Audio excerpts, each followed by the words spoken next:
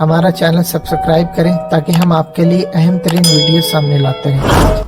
میں اینک والا جن نستور کا کردار ادا کرنے والے پاکستانی بچوں کے سپر ہیرو اداکار شہزاد قیصر، جنہوں نے اپنی اداکاری سے قوم کے بچوں کو نیکی کا پیغام دیا، لیکن قسمت کی ستم ظریفی کہیے یا اپنوں کا بیگانہ پن، اینک والا جن نستور اس کردار کے بعد 15 برس تک بے روزگار رہے۔ شاید ہم سے کوئی غلطی ہو گئی تھی، کوئی بھول ہو گئی تھی، ہم نے بہت ہی غلط کام کر دیا تھا اینک والا جن بنا کے کر کے، کہ اس کے بعد ہمیں پی ٹی وی نے کال ہی نہیں کی۔ بے سر و سامانی اور بغیر دروازوں کے گھر میں مقیم شہزاد قیصر نے 4 برس قبل 3D ایفیکٹس کے ساتھ اینک والا جن کا ریمیک بنانا شروع کیا اور اپنی زندگی کی ساری کمائی اس میں لگا دی۔ شہزاد قیصر کا کہنا ہے کہ پروڈیوسر ادریس عادل نے انہیں پی ٹی وی کا منظور کردہ خط بھی لا کر دیا، لیکن جب وہ ڈرامہ مکمل کر کے پی ٹی وی کے دفتر گئے تو انہیں معلوم ہوا کہ پی ٹی وی کے نام پر ادریس عادل نے ان کے ساتھ دھوکہ کیا ہے اور پی ٹی وی انتظامیہ کے پاس اس ڈرامے کا کوئی پروپوزل ہی نہیں پہنچا۔ وہاں جا کے یہ پتہ لگا،